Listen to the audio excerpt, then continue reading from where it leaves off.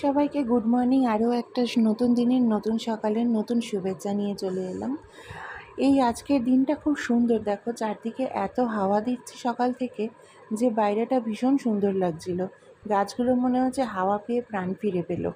এত সুন্দর লাগছিল হাওয়াতে যে আমি ভিডিও না তুলে পারলাম না গাছগুলো।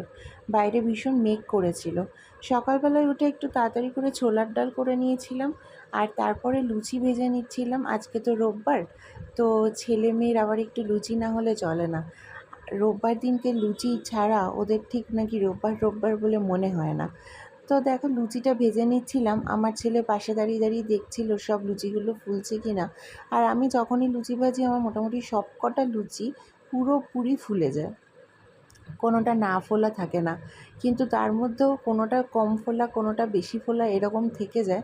তো সেইটা নিয়ে ছেলে আর বোনের মানে ভাই আর দাদা আর বোনের মধ্যে মারামারি শুরু হয়ে যায় যে কোনটা বেশি ফুলেছে সে সেটা খাবে, কোনটা কম ফুলেছে সেটা সে খাবে না। এখানে আমার বোন ছেলে খালি গায়ে খাচ্ছিল বলে ভিডিও করিনি।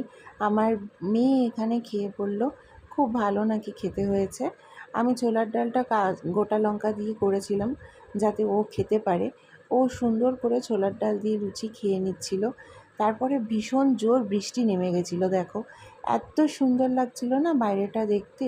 বৃষ্টিটা হচ্ছিল এত সুন্দর, মনে হচ্ছিল এক দৌড়ে চলে যাই বাইরে গিয়ে বৃষ্টিতে ভিজে আসি। কিন্তু ছোটোবেলার মতন তো সেই রকম আর হয় না এখন। বৃষ্টিটা সেই ভেতর থেকে দেখছিলাম আর ভিডিও তুলছিলাম। খুব জোর বৃষ্টি হচ্ছিল, কিন্তু না এখন বেশিক্ষণের জন্য বৃষ্টি হয়ই না। এই মোটামুটি 1 মিনিটও পুরোপুরি হলো না, বৃষ্টিটা না থেমে গেল। আর এরকমই হয়ে যাচ্ছে আজকে সকাল থেকে। আর কোন জানলা দিয়ে যে বৃষ্টিটার ছাট আসছে বুঝতে বুঝতেই বৃষ্টি থেমে যাচ্ছে, আর আমি সারা ফ্ল্যাটে পাগলের মতন দৌড়াদৌড়ি করে যাচ্ছি। এই বৃষ্টি দেখতে দেখতে ছেলের হোমওয়ার্ক নিয়ে বসে পড়েছিলাম। ছেলের কেমিস্ট্রির মানে হাফ ইয়ারলি সব সিলেবাসটা শেষ হয়েছিল বলে ওই কেমিস্ট্রির আমি নিজে নিজে হোমওয়ার্কটা দিচ্ছিলাম। কারণ না দেওয়া অবধি সে তো লিখবে না, না পড়ানো অবধি পড়বে না। কী যে বড় হচ্ছে ওই জানে। হোমওয়ার্কটা দেওয়া হয়ে যাওয়ার পরে আমি চলে এসেছিলাম রান্না করতে। এখানে আমি ওই রসুন, আদা, কাঁচা লঙ্কা সব নিয়ে নিয়েছিলাম বাটবো বলে, আর মাংসের আলুটা ভেজে নিচ্ছিলাম। আজকে খুব সিম্পলই মেনু ছিল, কারণ বেশি কিছু রান্না আজকে করিনি। আজকে খুব হালকা করে মাংসের ঝোল আর কলমি শাকের বড়া, ব্যাস। এখানে দেখো পেঁয়াজটা ভাজতে দিয়ে দিয়েছি।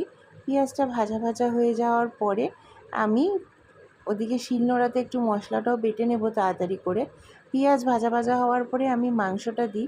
মাংস আর পেঁয়াজটাকে আরও কিছুক্ষণ ভাজার পরে তারপরে আমি মশলাটা দিই। তো এখানে পেঁয়াজটা দিয়ে দিয়েছি ভাজার জন্য। মাংসের ঝোলের আর কি রেসিপি দেখাবো? মাংসের ঝোল রান্না করে না এরকম কোনো বাড়ি আছে নাকি এখানে? আমরা এখানে সবাই অলমোস্ট রোববার দিনকে মাংস খাই।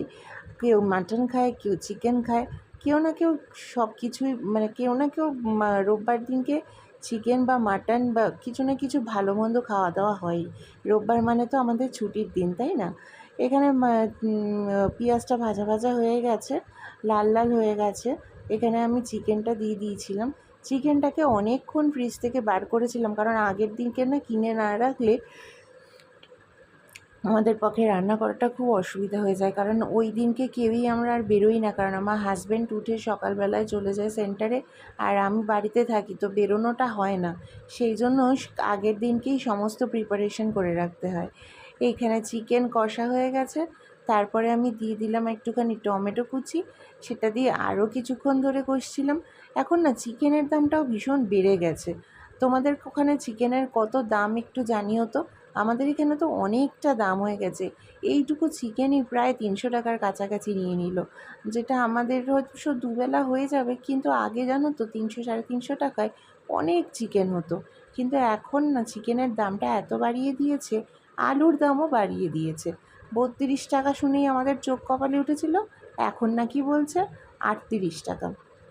আর টমেটো তো বলাই নয়, টমেটোর তো কোনো কথাই নেই। ভেবেছিলাম আজকে একটু চাটনি করব, কিন্তু ওই 150 টাকা কিলো শুনে আমি আর সাহস পেলাম না টমেটোর চাটনি করার। এখানে আমি কয়টা পেঁপেও দিয়ে দিয়েছি, দেখো পেঁপে দিয়ে আলু দিয়ে মাংসের একটা হালকা পাতলা ঝোল রেডি হয়ে গেছে। আর তারপরে আমি হালকা করে একটুখানি গরম মশলা দিয়ে দিলাম ওপর দিয়ে, ব্যাস একদম মাংসের হালকা ঝোল রেডি, লাল লাল হালকা হালকা ঝোল। রোববারের মেনুতে সবাই এইরকমই মাংস চায় আমার বাড়িতে। খুব বেশি রিচ মাংস কারো ভালো লাগে না, আবার একদম হালকা পাতলা ঝোলে কারো ভালো লাগে না। এইবারে আমি বড়াটা ভেজে নিচ্ছিলাম।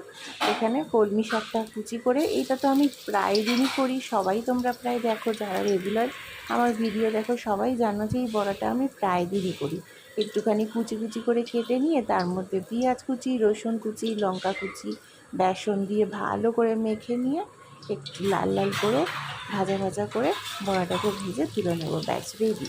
কে কী খেলে লাঞ্চে জানাতে বলো না কিন্তু সবাই। ভালো থেকো, টাটা।